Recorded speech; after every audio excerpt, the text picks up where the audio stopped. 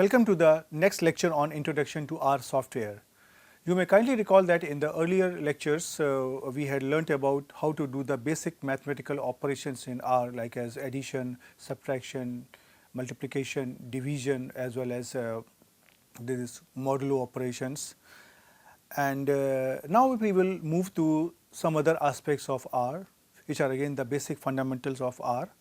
And in this lecture, I will try to tell you something about functions and a little bit about matrix theory and how to use matrix in R. And in the next lecture, I will try to complete a few other things about the matrix theory. Okay, so first basic question comes here: what is a function? Simple high school algebra and high school level concept. Whenever we write y is equal to f of x, we call that this is a function. So here f means function, and what is the meaning of this language y equal to fx? We try to say that y is something like output and x is something like input. This means whenever I am trying to define a function, first I have to specify what is my here this f. For example, just for the sake of understanding, if I say f has a form x square, that means the function will become like y is equal to f of x, which is equal to here x square. This means what? That as soon as I give here the values of x as input values, I will get here a particular value of here y as an output. For example, if I take say x equal to here 2, then y will become here 2 square, which is equal to here 4. If I try to take here x equal to 3, then y becomes 3 square and this becomes here 9. Similarly, in case if I try to say define here another function, suppose z, which is a function of x and y. What does this mean? That simply that here there are two variables x and y, which are your input variables, and z here is your output variable. And f denotes here a function, that is the form of the mathematical relationship of x and y with respect to z. So, for example, if I try to say that z is equal to x square plus y square, this means that in case if I give here some values of x and some values of y, then I will get here some value output as here z. So, for example, if I try to take here x equal to 1, y equal to 2, then I will get here z as 1 square plus 2 square, which is equal to here 5. And similarly, if I try to take here x equal to 2, y equal to 3, then I will get here z is equal to 2 square plus 3 square, is equal to here 13. So, now what we have to understand, that how are we trying to write down this function? I am trying to define here a function here as say here z, which is equal to, or equivalently in your R language I can write down here as say less than and hyphen sign, and then I am trying to define here a f. So, let us try to write down here is completely as a function, and then inside this argument I am trying to write down the input variables and so on, and then I try to calculate the value of output given here as say z. This is precisely what we do in R. There is only a particular type of syntax which is exactly based on this concept, and we try to define a function. So, now if you try to see here what is a function? Functions are simply a bunch of commands which are grouped together in a sensible fashion or a sensible way or a sensible unit. Suppose I want to find out x square plus y square, then I have to write it in a several steps. First step will be give the value of x, second step will be give the value of y, next step will be find the value of x square, next step will be find the value of y square, and finally find out the sum of x square and y square. So, there are so many steps which are involved in finding out the summation of x square and y square. So, when I try to group all these commands together, that will simply become a function, right. Okay. So, functions have the same rule, that we will try to write down here a function, and then I will inside this one I will try to write down the input variable, and then I need to define the form of the function. Whatever is the form of my function, that many calculations will be made. Based on that, I will get the finally returned output value. So, this is the basic idea about the definition of a function, and these functions can be simple quantity or they can be some complex construction also, like a list of several commands and so on. So, what I am going to do here, I will try to explain you that how do we write the function. I will try to take few examples, but after that I will request you that please try to create some more functions yourself and practice them. Okay. So, now what is the syntax?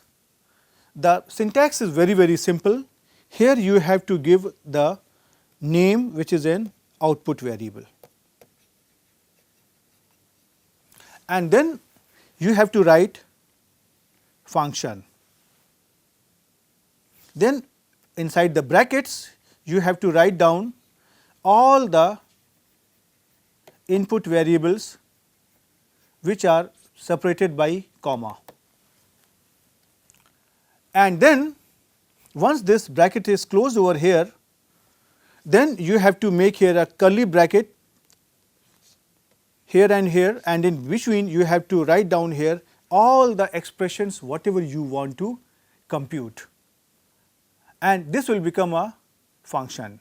Once I can write down the function, then I will tell you how I can do the calculation by calling a particular function. The advantage of the function is that whenever we are trying to write down a complicated command or a complicated program, then I can divide my entire program into several smaller units, and every unit will be written as a function, and when I want to operate the entire program, I will try to call these functions which will give me the supplementary values, and finally I will try to manipulate with those functions to give us the final outcome. And that is one of the very important aspects of R programming, and because of which R has become a very popular language, right. Okay. So, now few points to remember. Whenever you are trying to give here some variable name inside the function arguments, always try to give a proper name which has some meaning, so that you can identify by their name that whatever you are going to do. For example, if you are trying to deal with age and weight, so then in case if you ask me, I will try to give a function name as age and here weight, right. And the function arguments can be set to default values as well as you can give your own values also. And beside those things, functions can also have some special type of arguments which is given inside the inverted commas.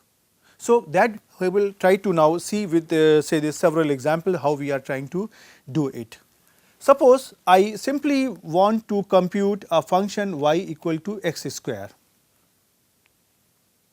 That means I would give it a value here x, and based on that I want to write a program that will give me output as the square of my input value.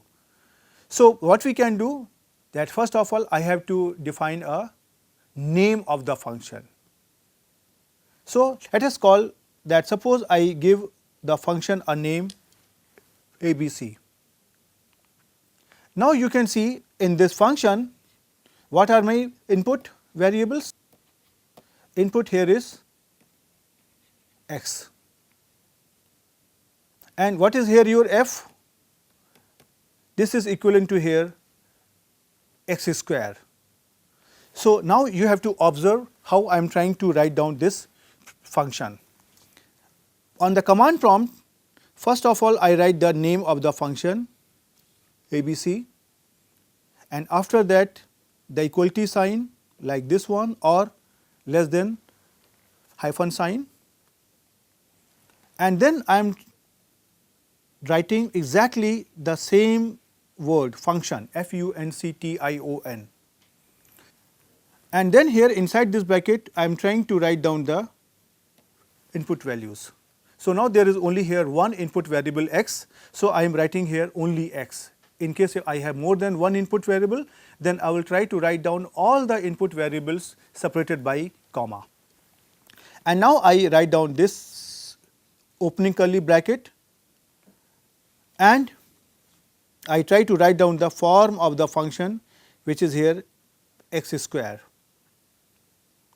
And then when I am done, when I am finished with all my commands, then I will try to close it by this curly bracket, right, and this will give me a complete function. So let us try to first do it on the R, and let us try to see how one can do it.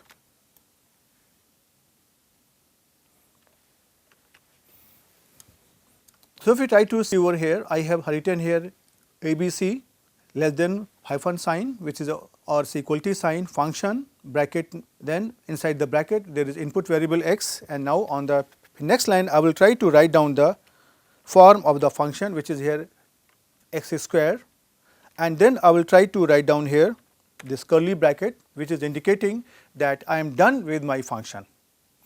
Now there are no more commands to be executed. So now you can see here, once I get this prompt sign, that means I have completed my function. So now if you try to see here, if you try to type ABC over here, you can see here what is the form of the function, right. Now after this, suppose I want to execute this program, and suppose I want to input a value x equal to 2, and corresponding to which I want to know what is my outcome. So what I have to do, I have to write down the function name ABC, and inside this bracket I have to give my input values. For example, I am taking here x equal to 2. So this will be written like ABC and inside the bracket 2, and as soon as I enter you will see that I have got the value here 4, because the square of 2 is 4. Similarly, in case if I want to know any other value, say when x equal to 5, we know the square of 5 is 25. So let us try to enter, and you can see here that I have obtained the same value. And similarly, in case if I want to find out any square of any other value, something like this, a more complicated value, you can see here this is here. So you can see here that by writing a function I can write a small program, right. So now let us try to come back to our slide and we continue with our slides. One thing I would like to inform you here, that whenever I am trying to write down the function, then inside the bracket I have to give the input values, input variables. These input variables can be one value or this can be more than one value also, right. So we will try to see it in the next example. So now suppose I have here a function, say ABC, which is equal to x square plus y square. Now I would like to write down this function. So the rule is simple, that I will try to define here a function name, then I will try to write down the equality sign, then I will try to write down here the function. Now inside this bracket I will try to give all possible input variables whatever are being used in computing the function. Then I would start writing the commands inside this curly brackets. And here I try to write down here x hat 2 plus y hat 2, that is x square plus y square. And this is my another function. So, let us try to do it here in the R program itself. So, now let us try to type this command over here, and on the next line I will try to write down here x square plus y square, and I will try to close it by here a curly bracket. Right. So, now you can see here this is my here function ABC. Now, I want to find out its value when x is equal to 2 and y is equal to here 3. So, now I am trying to find out the value of 2 square plus 3 square, this is nothing but 13. Similarly, in case if I want to find out the square of 124 plus square of say 786, you can get this values over here. So, it is simply trying to compute the 124 square plus 786 square, right. Now, and then you can see here that I have computed here some more values over here. So, you can also try these values in your on your computer to have some more practice, and here you can see this is the screenshot whatever I have done it here. Right. Similarly, I have made here another example that I am trying to write down here another function here ABC, which is ABC is equal to say sine square x plus cos square x plus here x, right. We know that sine square x plus cos square x is equal to here 1. So, let us try to write down this program and can see what really happens over here, right. So, we try to write down this function over here, say function x, and then I would try to write down here sin x square plus cos x square plus x, and then I will try to close this function. So, you can see here that this ABC now here is another function which is given by like this. And now, if I want to find out the ABC of here 8, that is obviously cos square 8 plus sin square 8, that is 1 plus x, that is 1 plus 8, that is equal to 9. And similarly, if you want to find out the ABC of 5, 6, 7, this comes out to be 5, 6, 8. So, now you can see here that writing down the program is not difficult at all, but it is a very strong tool in R software that gives us an edge over many other software by writing this function. The next topic which I am going to take is about matrix theory. Matrix theory, we all are aware that matrix is simply a rectangular array which has got certain number of rows, say p number of rows, and certain number of columns, say n number of columns. And this matrix is denoted by something like this, or sometimes this is denoted as something inside this bracket, and it has got certain elements which are denoted by whose address are denoted by the ith row or the jth column.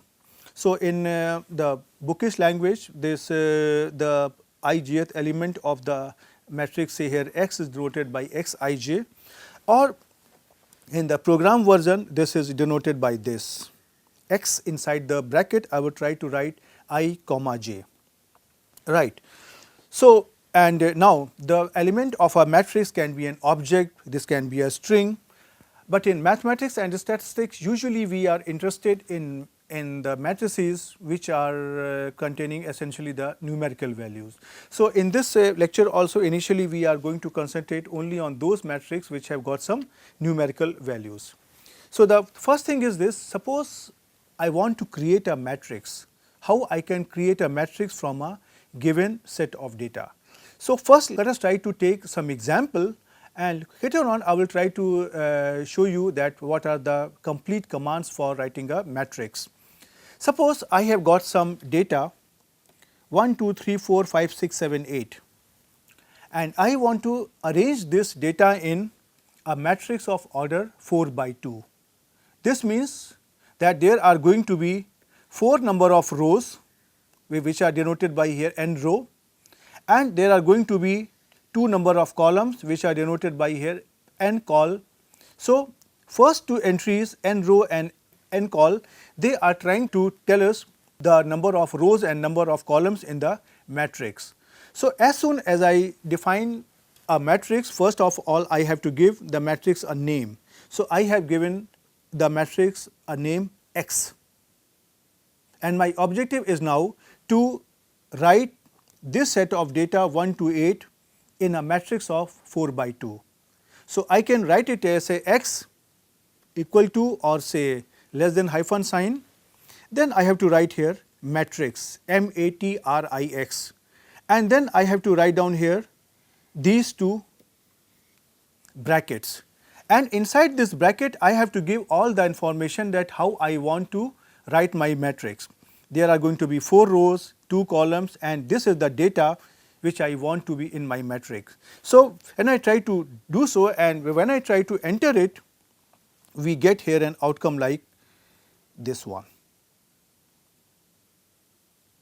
right. And the same thing I can show you here also, doing with here R, that I try to define here a matrix here by this thing and something like this, and you see here X comes out to be like this, right. Okay. So, you can now see here that now this is coming out to be a matrix of order 4 by 2, but you have to keep in mind how the data has been arranged 1, 2, 3, 4, and from here 5, then 6, then 7, and then 8. The data is arranged in column wise 1, 2, 3, 4, and then 5, 6, 7, 8. Now, there is another issue that if I want to arrange this data in a row, that means 1, 2, 3, 4, and then 5, 6, 7, 8. That means I am interested in having a matrix of order 2 by 4, in which the data is going to be arranged in the form of here column, right. So, that also can be done, but before that let me try to explain you what are the different parameters involved in the argument. Here this n row is trying to define the number of rows in a matrix, n col is trying to define the number of columns in a matrix, and the parameter data that is going to assign the specified values to the element in the matrix, right. And the default approach is that the elements are written column wise just like this.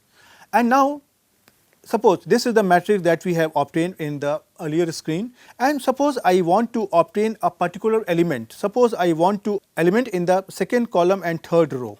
So, this is nothing but your x32. So, this is obtained by writing say here x, and inside this square brackets. Now, you are not going to use the simple brackets, but you have to use here the square bracket, and inside this bracket you have to write down the address. The address here is third row and second column, and as soon as you try to write it down, you get here the value here 7. For example, here you can see here that suppose I want to write down here x 3 2, I get here 7, and similarly if I try to write down here x 1 1, I get here the first element, that is here 1. Now, suppose if I want to enter the data row wise, then I have to write down the same syntax from here to here, what I did earlier, but now I have to write down here by row, this is equal to here capital T R U E, that is true, right. And once you try to do it here, then you will get this type of outcome where you can see that the data is arranged like 1, 2, then 3, then 3, then 4, then 5, then 6, then 7, then 8, right. And let us try to do it here inside the R software also.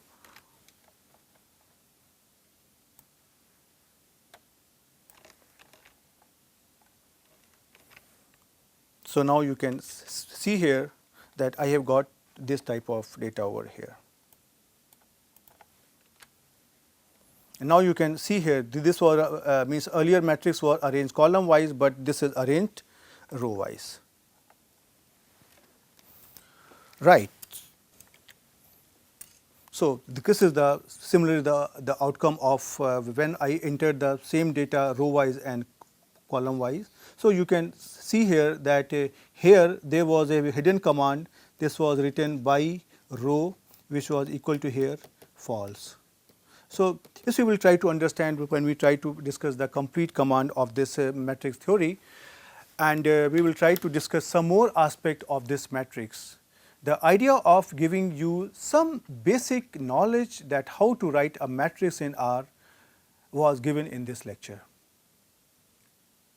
Now, my request is that please try to have a revision of all these topics, particularly the matrix theory, and in the next lecture we will try to discuss some more aspects of matrix theory.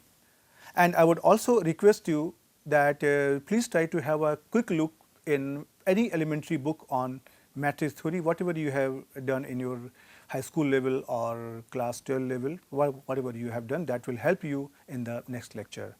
Till then, goodbye.